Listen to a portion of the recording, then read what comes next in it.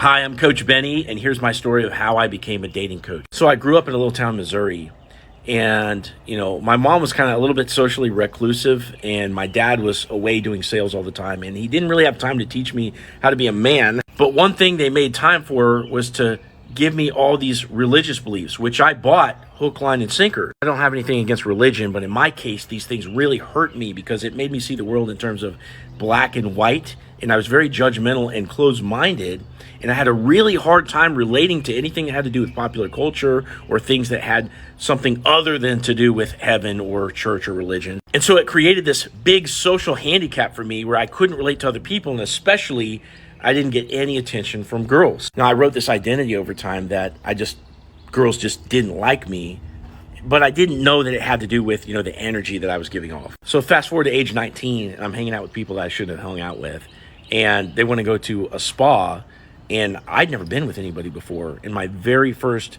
person I ever slept with ended up being a prostitute because I didn't think that I could ever get anything else. Several years later, I get on a Catholic dating site, and I'm dating long distance, some girl from across the country.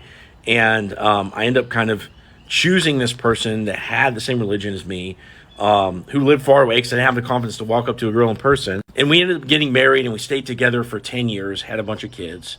And of course, eventually that relationship crumbled because I didn't choose her from a place of confidence. Now, after my divorce, I dated somebody that was a polar opposite from my wife. So my wife was very stick in the mud, can't crack a dirty joke around or anything like that.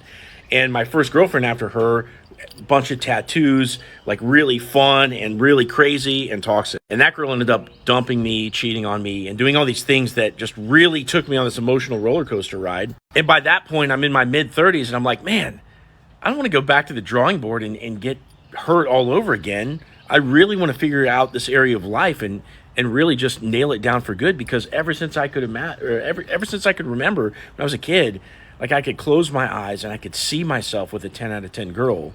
But the track I was on, that was never going to happen. So I studied and I studied and I studied. And eventually I got my ex back because at first, I was emotionally wounded and I wanted to get her back. But she ended up dumping me again. So I took all the knowledge that I had learned when I was studying, and I went out to the dating world, and I went on a quest to find that type of woman that I always dreamed about ever since I was a kid. And it took me about a year and a half, and I met a lot of women that were great, and had a lot of fun along the way. I really learned how to be amazing on dates, okay? But after about a year and a half, I met the woman that was to become my wife. Now, after we were together for a while and I saw that what we had was good, I realized I could turn around and help other people, and that's how I became a dating coach.